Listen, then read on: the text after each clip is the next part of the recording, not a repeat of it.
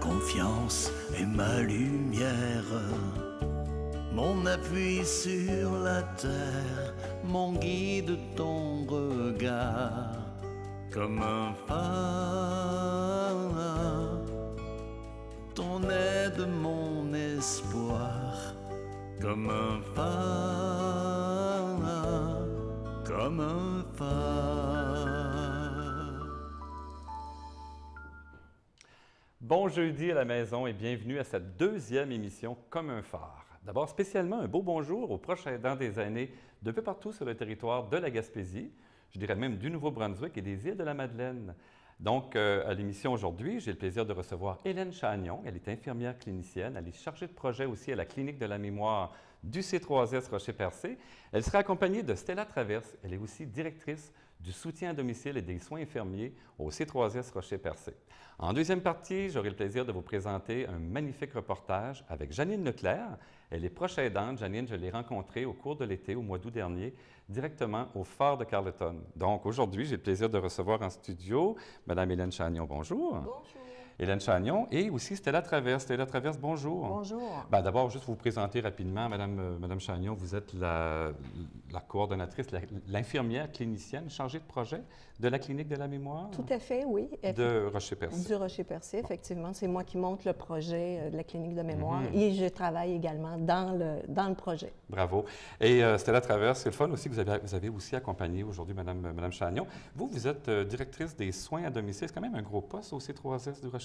C'est sûr que c'est impressionnant comme où on a pu se développer avec toutes les années.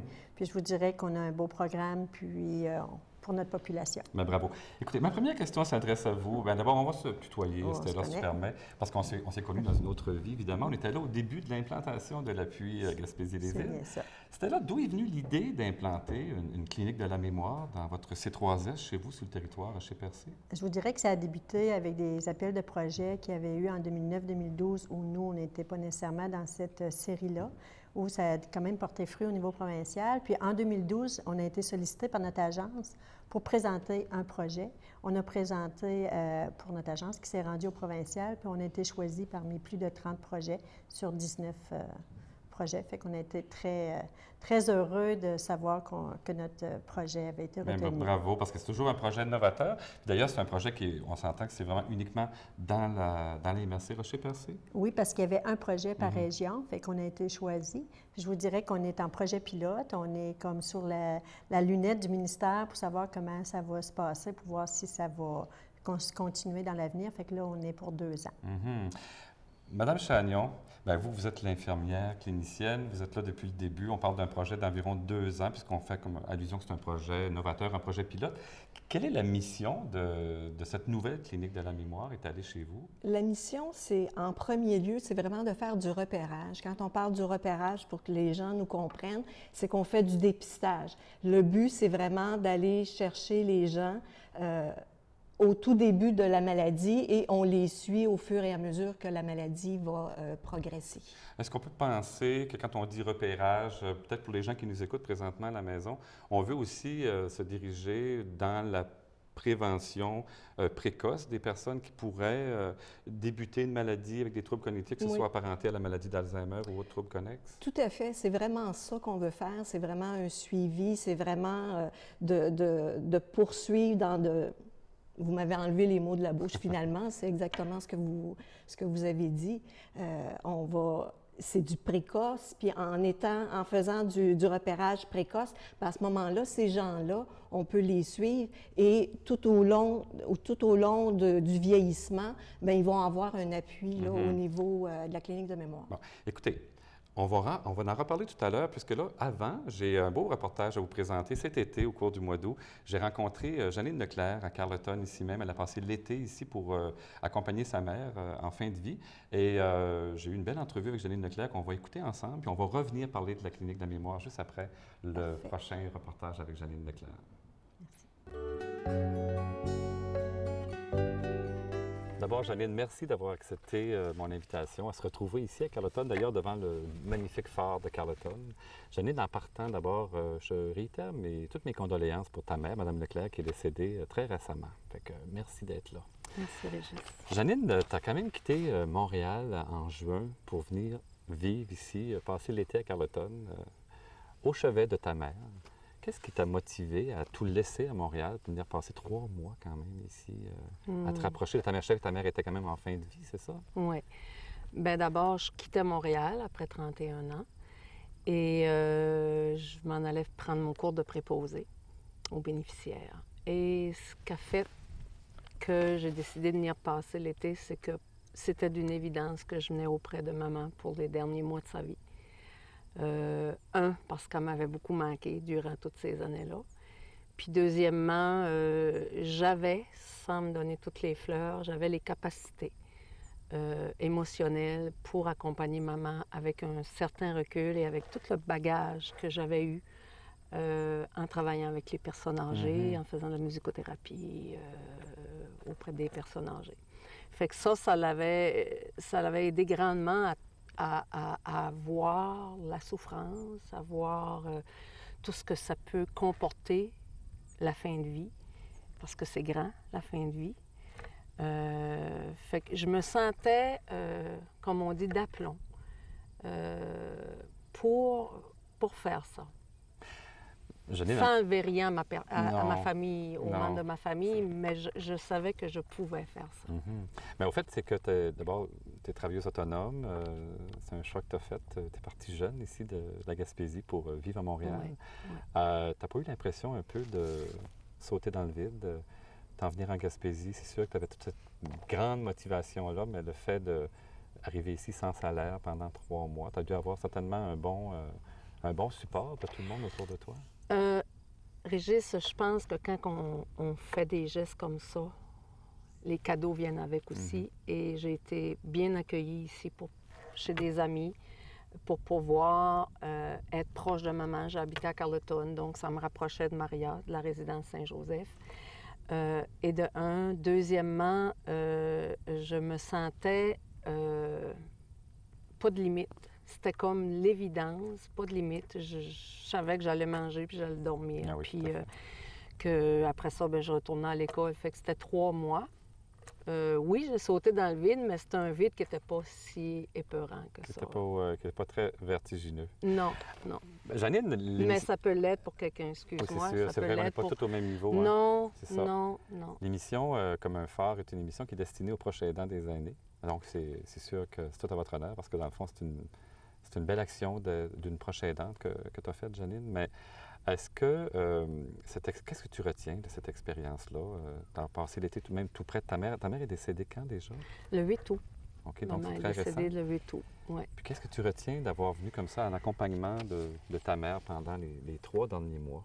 Ce que je retiens, c'est que les gens autour de moi me trouvaient courageuse, me disaient « Wow, c'est pas facile, c'est pas évident. » Et moi, j'ai eu beaucoup de moments de joie avec maman. Beaucoup de beaux moments. Elle m'a fait rire. Ma mère, elle avait une façon de penser bien à elle. Et les petits-enfants aussi, même, on a passé des beaux moments ensemble à échanger. C'était difficile, certains moments. C'est sûr, il y a des moments que c'était difficile quand on avait des fois à dealer avec les idées des autres qui n'étaient pas toutes pareilles. On est 7 enfants. Alors, des fois, c'était pas toujours évident d'arriver à une entente. Mais bon, avec la communication, puis des fois, on a chacun nos idées, Mais il y avait... En enlevant ces moments-là, il y avait plein de beaux moments que j'ai pris le temps de vivre avec maman, même au niveau de chanter à l'oreille de ma mère, à côté sur elle, que j'avais jamais fait de ma vie. Mais ce qu'on n'a pas dit, c'est que ta mère était totalement malentendante, c'est oui, ça? Oui, exact. Donc, est-ce que la musique, toute la communication quand tu parles avec ta mère, est-ce que ça jouait un rôle important? Très important. Maman chantait presque tout le temps. Elle jouait même à la résidence, il y avait un piano, elle a joué du piano, je l'ai filmé, j'ai des beaux souvenirs. Puis la musique, je dirais, moi, ça a été guérisseur pour moi parce que maman ne m'entende jamais chanter ou que puisse pas vivre ces moments-là, bien, j'ai vécu des moments extraordinaires, tout seul avec elle, qu'elle me disait, bien, chante-moi une chanson ou c'est quoi ta chanson préférée? Elle m'avait jamais demandé ça de ma vie. C'est qui que t'aimes le plus entendre chanter? C'est quoi? Fait que ça a amené une ouverture de conversation qu'on n'avait jamais eue. Puis c'est pour ça que je dis que oui, la fin de vie, ça peut être déprimant, mais c'est toute notre attitude qui fait de qu'est-ce qu'on fait avec. Moi, j'ai vécu de très, très beaux moments avec maman. Précieux. Est-ce que tu avais l'impression on parle des proches aidants de plus en plus, on dit des proches aidants des aînés. Est-ce que tu savais que tu étais toi-même une proche aidante? C'est quelque chose qui te... Naturellement, des fois, on n'y pense pas. On peut réaliser du jour au lendemain, c'est vrai. Moi, je suis quand même une proche aidante. Je suis avec ma mère qui a quand même 87 ans. Est-ce que tu sentais ce rôle-là que tu devais jouer auprès de ta mère? Oui. Oui, je le sentais, mais je me voyais plus comme un enfant qui prend soin de sa mère. Mais oui, j'ai pris le rôle de proche aidante avec ma mère, mais pas juste avec ma mère dans ma vie. Avec d'autres personnes près de moi qui ont peut-être pas non plus cette facilité. Et j'ai de la misère à dire que c'est facile parce que je suis pas en train de dire que c'est facile, mais je veux dire... Mettons que j'ai eu une bonne préparation en accompagnant il y a presque 25 ans mon frère Éric, décédé, qui pour moi a été déterminant à pouvoir faire ce que je fais aujourd'hui. Tout à fait. Puis ce que j'ai fait avec plusieurs personnes mourantes ou en fin de vie. Écoute, on pourrait en parler pendant encore plusieurs minutes. Il reste peut-être juste une minute avant la fin de l'entrevue. Janine, qu'est-ce que tu aurais à offrir comme message aux personnes qui nous écoutent, qui sont à l'extérieur, qui veulent peut-être enlever un certain sentiment de culpabilité, parce que des fois, on veut aider, mais on n'est pas toujours là. Puis, ce que tu as fait, ça a pris beaucoup de courage aussi de tout laisser Montréal, venir vivre 3 mois ici. Si tu avais un petit message à laisser aux gens qui nous écoutent, qu'est-ce que tu leur dirais? Bien, je leur dirais d'abord d'en parler et de faire des demandes pour avoir le plus de support, pour avoir le plus de références. Si on n'est pas bon pour dealer avec une chose, bien dire, regarde, OK, toi, qu'est-ce que tu ferais? Ou toi, connais-tu quelqu'un qui pourrait nous aider avec ce problème-là? Parce qu'on n'a pas toutes les solutions, mais en se parlant, en ayant des bonnes personnes ressources, je pense qu'on peut bien accompagner quelqu'un, puis il faut faire attention à soi. Moi, j'ai eu la chance de venir me ressourcer. C'est spécial qu'on fasse l'entrevue ici, parce que j'ai eu la chance de venir me ressourcer des fois pour prendre ici un peu de recul. Même à Carleton, oui. tout près du fort. Tout près du fort, dans l'eau, à me baigner, puis à lâcher un peu. Ma Janine, écoute, tu retournes bientôt vivre à Drummondville. Tu as décidé de faire le choix d'étudier pour devenir préposé aux bénéficiaires. Donc, tu vas sûrement travailler dans les prochaines années dans des CHSLD, là où a vécu les dernières années ta mère. Donc, je suis à peu près certain que tu vas être une excellente préposée aux bénéficiaires. Bien, je le souhaite. En tout cas, je vais y mettre tout le cœur que j'ai mis pour maman. Beaucoup. Merci, Régis.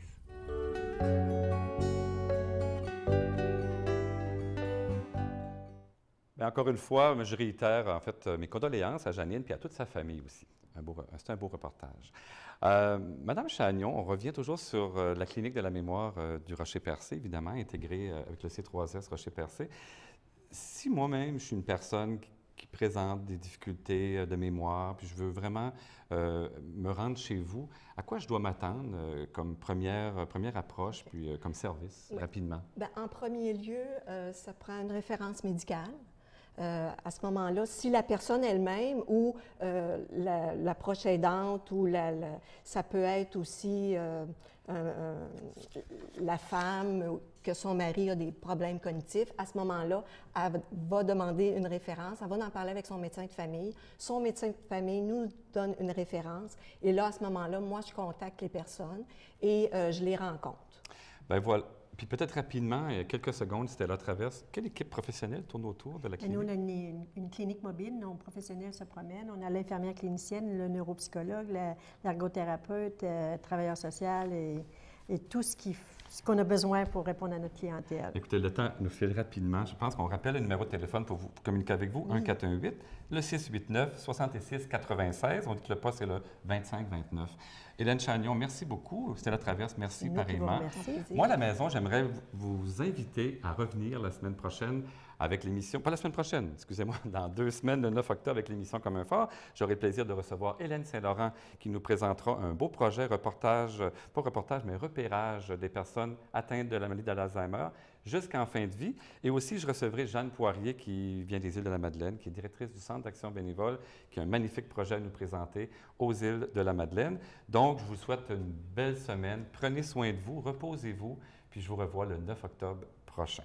Donc, soyez là à Comme un phare. Si vous prenez soin d'un aîné, vous êtes un proche aidant et c'est normal d'avoir besoin d'aide. Appuyez-vous sur nous pour de l'information et du soutien et nous vous dirigerons vers les bonnes ressources près de chez vous. Utilisez la ligne aidant en composant le 1-855-8 l'appui.